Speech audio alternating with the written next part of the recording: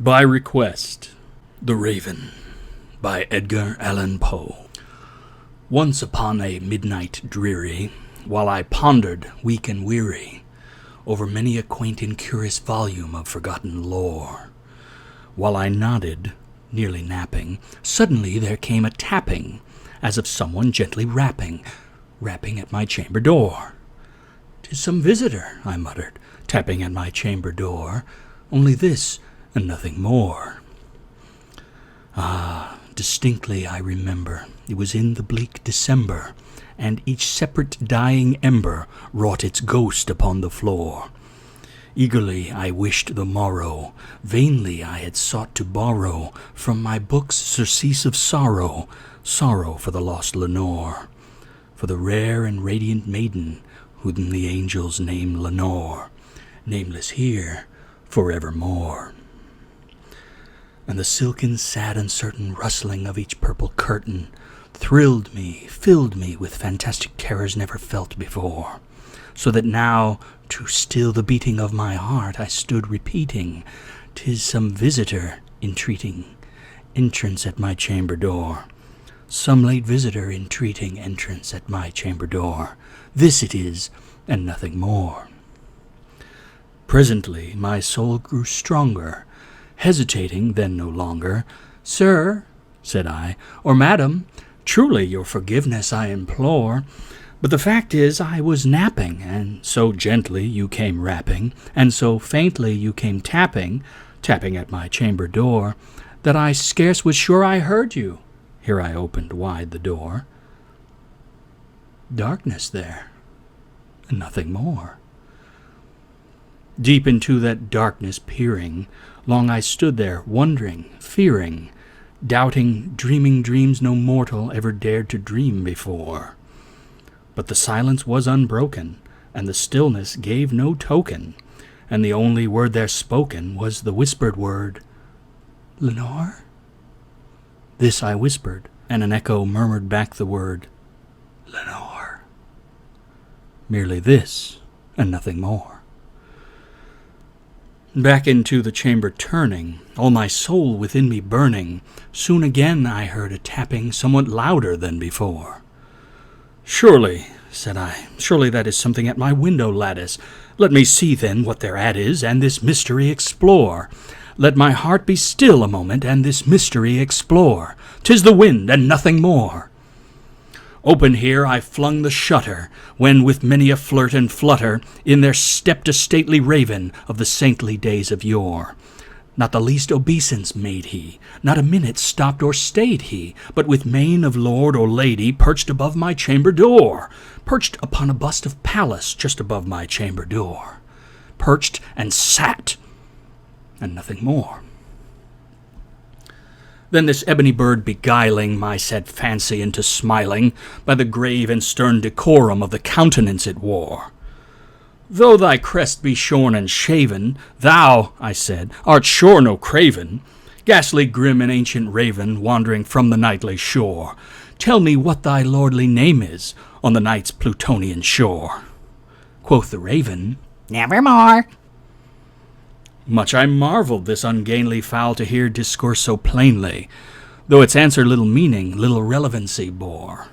For we cannot help agreeing that no living human being ever yet was blessed with seeing bird above his chamber door, bird or beast upon the sculptured bust above his chamber door, with such name as Nevermore. But the raven, sitting lonely on the placid bust, spoke only that one word, as if his soul in that one word he did outpour. Nothing further than he uttered, not a feather he then fluttered, till I scarcely more than muttered, "Other friends have flown before, on the morrow he will leave me, as my hopes have flown before." Then the bird said, "Nevermore." Startled at the stillness broken by reply so aptly spoken, "Doubtless," said I, "what it utters is its only stock and store, caught from some unhappy master, whom unmerciful disaster followed fast and followed faster, till his songs one burden bore, till the dirges of his hope that melancholy burden bore, of never, nevermore." But the raven, still beguiling all my fancy into smiling, straight I wheeled a cushioned seat in front of bird and bust and door. Then upon the velvet sinking, I betook myself to linking fancy unto fancy, thinking what this ominous bird of yore, what this grim, ungainly, ghastly, gaunt, and ominous bird of yore meant in croaking nevermore. This I sat engaged in guessing, but no syllable expressing to the fowl whose fiery eyes now burned into my bosom's core. This and more I sat divining, with my head at ease reclining on the cushion's velvet lining that the lamplight gloated o'er. But whose velvet violet lining with the lamplight gloating o'er she shall press, nevermore. Then, methought, the air grew denser, perfumed from an unseen censer, swung by seraphim whose footfalls tinkled on the tufted floor. Wretch, I cried, thy God hath lent thee, by these angels he hath sent thee, respite, and nepenthe from thy memories of Lenore. Quaff, O quaff this kind nepenthe, and forget this lost Lenore. Quoth the raven, Nevermore. Prophet, said I, thing of evil, prophet still, if bird or devil, whether tempest sent or whether tempest tossed thee here ashore. Desolate yet all undaunted, on this desert land enchanted, on this home by horror haunted, tell me truly, I implore, is there balm in Gilead? Tell me, I implore. Quoth the raven, Nevermore. Prophet, said I, thing of evil, prophet still, if bird or devil, by that heaven that bends above us, by that God we both adore, tell this soul with sorrow laden, if within the distant Aidenn it shall clasp a sainted maiden, whom the angels name Lenore. Clasp a rare and radiant maiden, who the angels name Lenore. Quoth the raven, Nevermore. Be that word a sign of parting, bird or fiend, I shrieked, upstarting. Get thee back into the tempest and the night's Plutonian shore.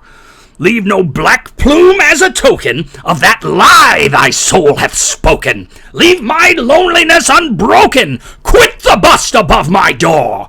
Take thy beak from out my heart and thy form from off my door. Quoth the raven, Nevermore. And the raven, never flitting, still is sitting